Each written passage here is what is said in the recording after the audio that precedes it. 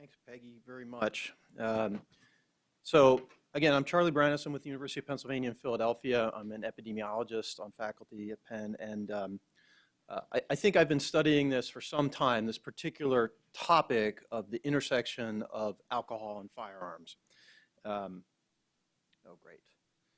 So first, I want to thank the IOM, and particularly the staff have been so helpful in pulling this together over the past month or so, as well as the forum members for the invitation to even come talk today. It's an honor to be here and to offer you some thoughts and the body of this work, some of which is my own. As well, I'd like to thank the CDC Foundation, the Joyce Foundation, and the New Venture Fund, and finally, any of the survivors that are here, the survivors of violence. I think the talk this morning was quite moving, and I welcome your comments. Okay, so can you advance us to the next slide, or do I have the power to do that? Thank you. So I'm going to try to make this as undry as possible. I did want to give you some of the numbers and some of the work that was done. So basically, I was asked to do a literature review on this intersection of alcohol and firearms, and I did it went back in time quite a bit. So what I looked for in the scientific literature were studies that both had the words firearm or gun, also had the words ethanol or alcohol, and then I also threw in, because I think it's very important, this idea of alcohol sales outlets. And so there's a large literature on that as well. Altogether, you can see the hundreds of articles came out of the different search engines. I want to say that very specifically, I've restricted it again to studies that didn't report data for firearms and alcohol combined were not included. So there's a large body of literature that reports on alcohol and violence, for instance, that is not broad alcohol and violence, not firearm violence specifically, and so that's not included here. And I also removed a number of special populations, which were a minority of studies, but which I thought didn't contribute to the findings, the general message here. And so finally, the final yield of this was about 49 articles, and what's interesting is they fall into four categories. The use of alcohol and becoming a victim of firearm violence, the use of alcohol in conjunction with the use of a firearm, alcohol outlets and exposure to geographies and areas where there's a prevalence or a high availability of alcohol sales outlets and becoming a victim of firearm violence. And then finally, there's a small literature on alcohol laws in the US specifically. I know this is global, but really it's more so in the US and specific to the use of firearms.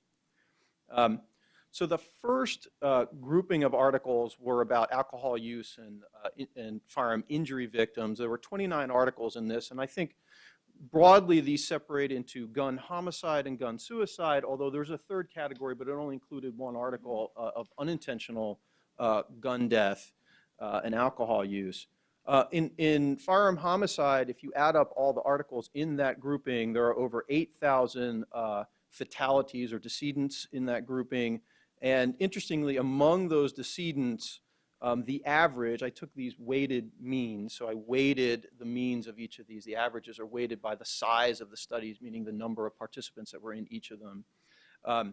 So the weighted mean here is that almost 40% of these firearm homicide decedents used alcohol before at the time of their death, and about 30% heavily used alcohol. Most often this was defined to a level of, quote, intoxication, which is usually the level of drunk driving restrictions in most states.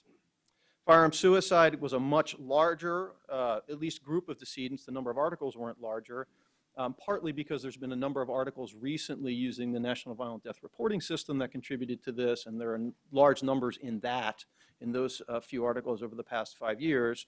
What you see here is that the use of alcohol broadly, any alcohol use is higher, almost 50% on average of firearm suicides use alcohol beforehand, and about 1 in 5, a little bit more than that, were intoxicated or used alcohol heavily beforehand. Now, what these studies don't tell you is the relationship, the risk posed by the use of alcohol on becoming a victim. They're simply looking at the victims themselves. So 2 studies that we conducted in Philadelphia, offer additional input on this in terms of these are case control studies, so they not only have the victims, but they have a random sample of the general population for their consumption habits at the same time as the victims. And so the one article here on firearm assault, which was about 1,300 participants, the risk was about 30% higher for any alcohol use and about 2.5 times higher for heavy alcohol use, although both of those odds ratios, those risks, were not statistically significant. Self-inflicted firearm injury, on the other hand, and both of these, by the way, firearm assault includes fatal firearm death, firearm assault, as well as firearm homicide, and firearm self-inflicted includes both firearm suicide and attempted suicides with a firearm that survived. Really, the relationships and the odds ratios are much higher for self-inflicted firearm injury. You can see here any alcohol use raises the risk of committing or attempting suicide with a firearm to over 4 times, and heavy alcohol use is very, very high and statistically significant. So some of the thoughts that come out of this is that over a quarter of firearm decedents, or roughly a quarter, had heavily consumed alcohol prior to their death, suggesting an issue to be concerned with. I think an important finding from the case control studies is also that light consumption typically didn't appear to be a significant risk factor for firearm injury.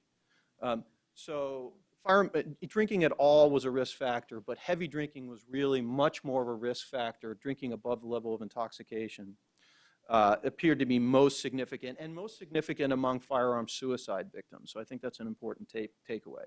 And these victims will often, quote, brace themselves with alcohol in anticipation of what's going to be a violent and painful act.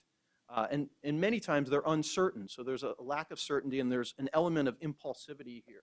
So the risks that they face are often quite temporary and in the moment, and there just happens to be alcohol and a firearm available at that moment. And so I think there are opportunities for prevention at those moments. So the second category of articles that I found were these prevalence studies, but specific to alcohol use and firearm use.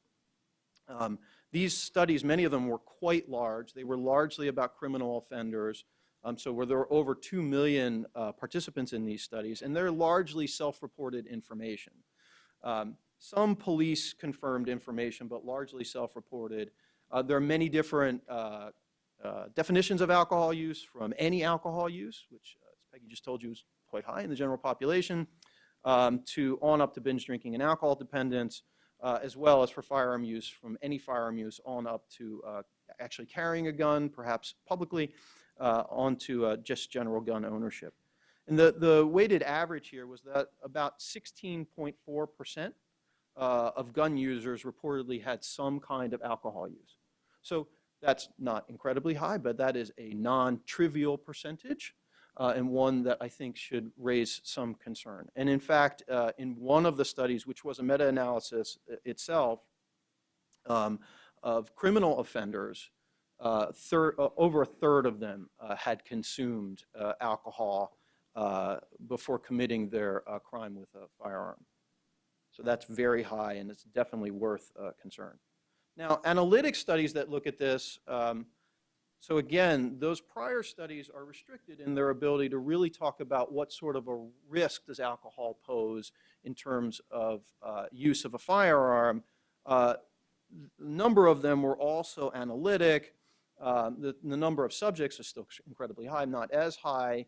Again, we're dealing with self-reported data and cross-sectional associations, similar definitions of alcohol and firearm use, but the risk, the average odds ratio here is over 4 times, pointing to a very significant association between alcohol and firearm use. And the vast majority of these studies actually did find statistically significant outcomes. So there's not only a strong percentage of firearm users, again, about 1 in 5, let's say, who reportedly had some type of alcohol use. There's also a strong risk relationship that the literature is suggesting between consuming alcohol and using a firearm. So in my last few minutes, I want to talk also about some other directions. There's only one study, and we actually conducted it at the University of Pennsylvania, that is a randomized trial of alcohol use and firearm use. So I want to caution you ahead of time that this was primarily designed as a pilot trial to demonstrate that this could be done. It's only 12 participants, although these participants did have 160 performance challenges that they were put through. So the participants were randomly assigned to two groups, one group that drank alcohol to the level of intoxication, and another group that drank placebo alcohol. And a third of the placebo group thought they drank placebo alcohol to the level of intoxication and actually showed effects of consumption, which is very interesting to observe the placebo effect. So it was vodka tonics and placebo vodka tonics, and we had a very convincing bartender who made the placebo vodka tonics. So they were put through these performance challenges using realistic use of force and marksmanship video immersion simulator. I know it's a mouthful, but these are the same sorts of simulators that the military frequently use, and that many law enforcement agencies use them, and in fact, some law enforcement agencies have their officers qualify on these to demonstrate that they're capable of using a firearm appropriately. So these use real firearms. They are untethered. So the one we used was untethered. Most of them are untethered now. And they're retrofitted to fire these laser bullets, right? So when the participants are put in these scenarios or challenged, the scenarios often have, it's a video scenario, so there's someone threatening them, perhaps. Maybe the person will produce a firearm and shoot at them. Maybe the person will reach in their wallet and produce in their pocket and produce a black wallet and appear threatening with it. So these are challenging scenarios to distinguish in a very rapid time for the participants. But they are, when they fire at the screen, it's a laser pointer that comes out. The gun recoils just like a real weapon, but the laser pointer shoots onto the screen, and the video changes depending on the accuracy of the shot that the person takes.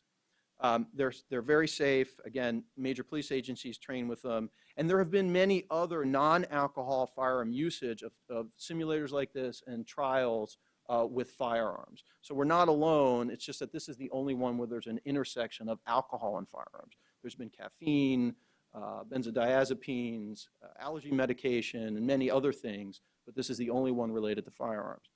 In short, again, this was primarily designed as a pilot, but we did find, and these are some videos, some photos, you can see the little bullets that we use, which are real bullets. You can see the actual weapon that was used, which is a 9mm pistol.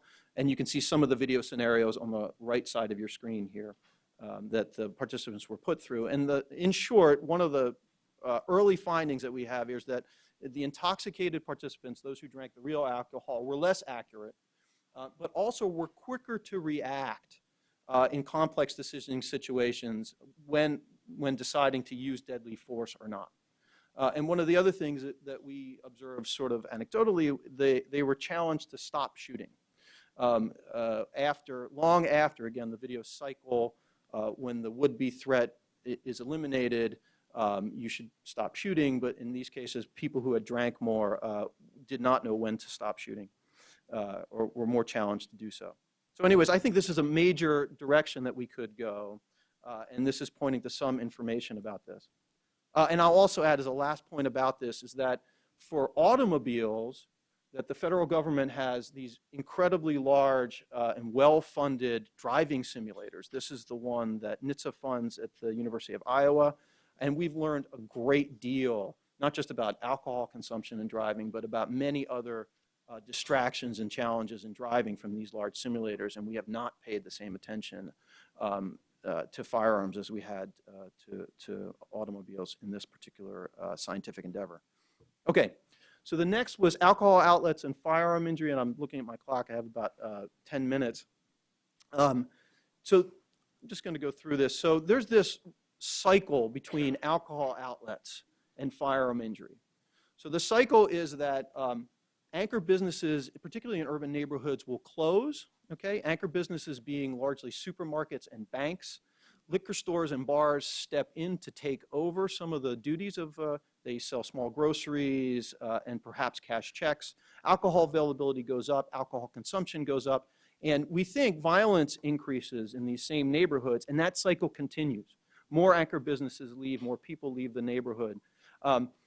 There are a few types of alcohol outlets to consider here. The one are alcohol outlets like bars and taverns that sell alcohol on premise for people to consume it there on premise. The other type are off-premise outlets like takeouts and delis that sell alcohol to be consumed elsewhere at home legally.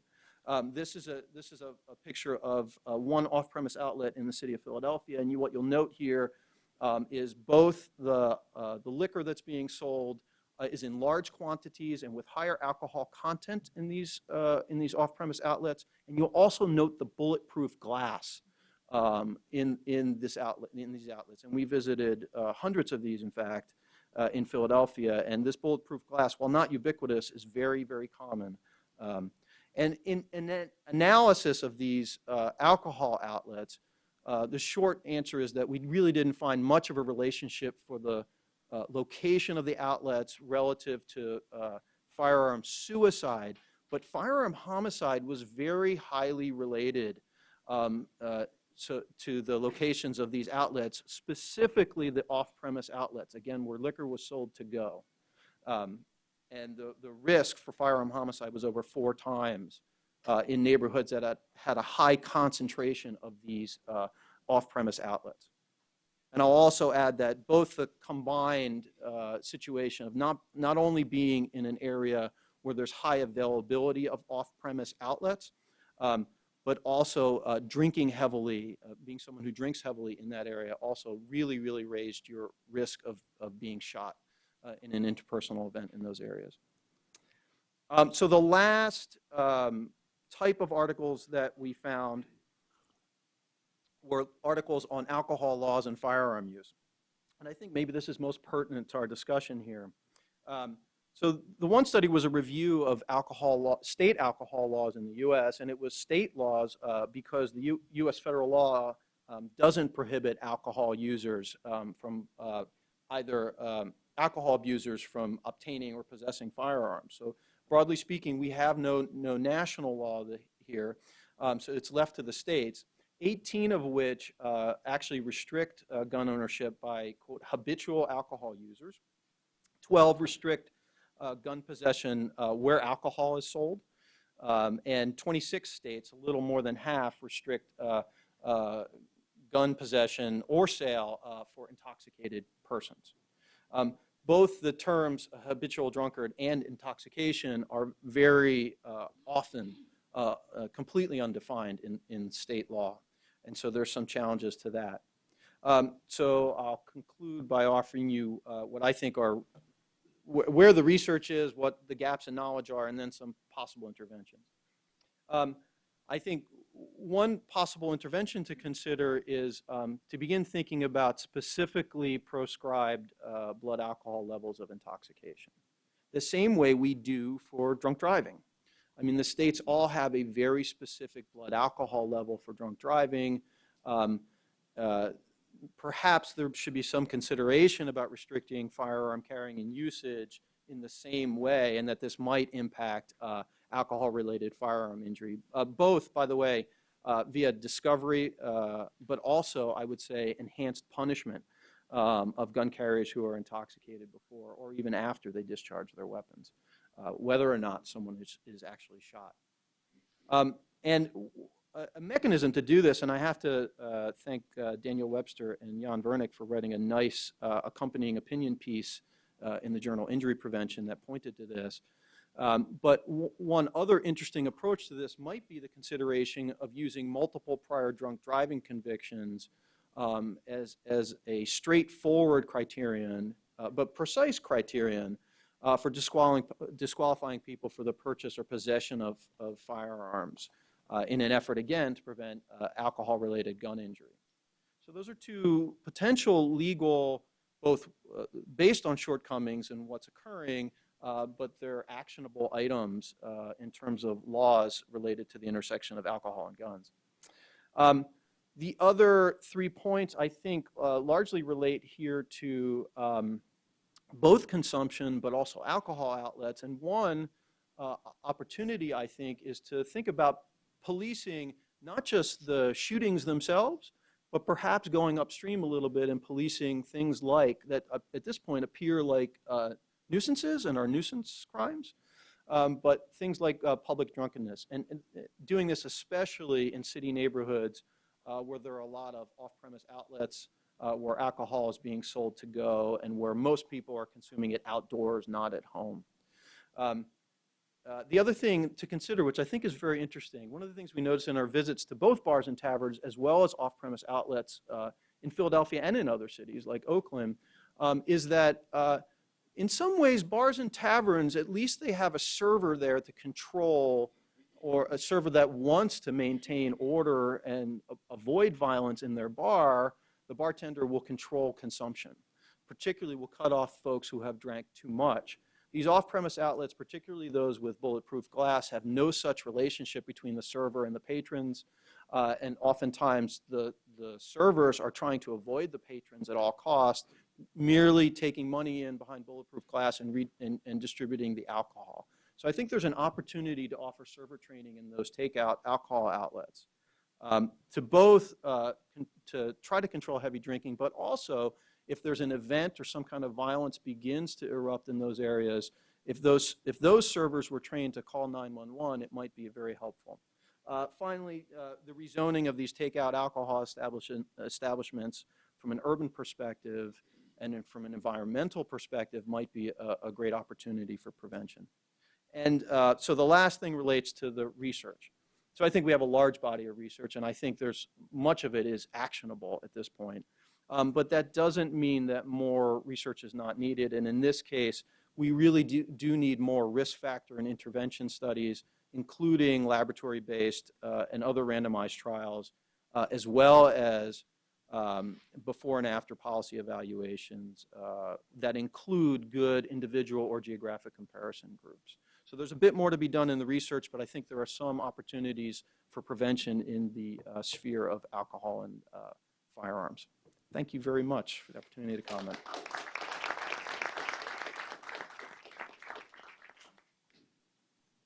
Dr. Branas actually finished a couple minutes early. I have one question, which I'll take the chair's prerogative and ask, and that's if 38 states allow guns on premises where they sell alcohol, why would you expect servers to even want to get into refusing to serve alcohol to those customers who in 38 states could be carrying a gun?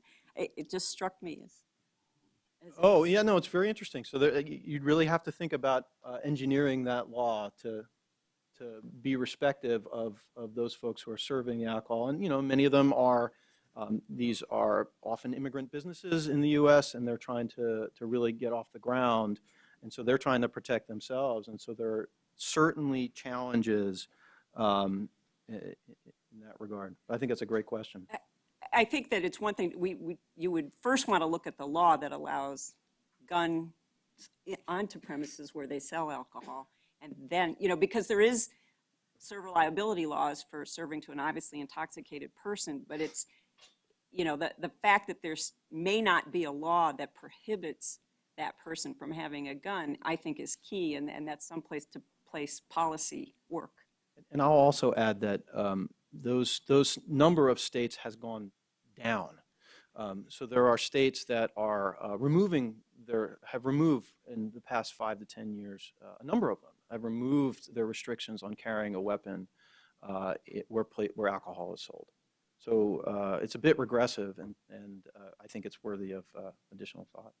Thanks. We'll have more time for discussion. In fact, we have a lot of time for discussion on this topic after we hear from our respondent.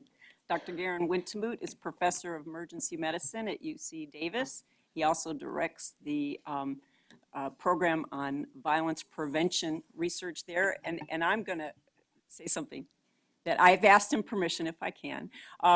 NIH last year put out a call for proposals on violence, especially firearm violence, and we received proposals to study alcohol and firearm violence, and Dr. Wintemute got a perfect score in the review, which, you know, to me that it means something, because people thought NIH wouldn't fund research on firearm violence and that our review committees would not be ready to handle it. And I think the fact that our review committees are sort of recognizing the need for this as a health issue and the need for research on it is really important.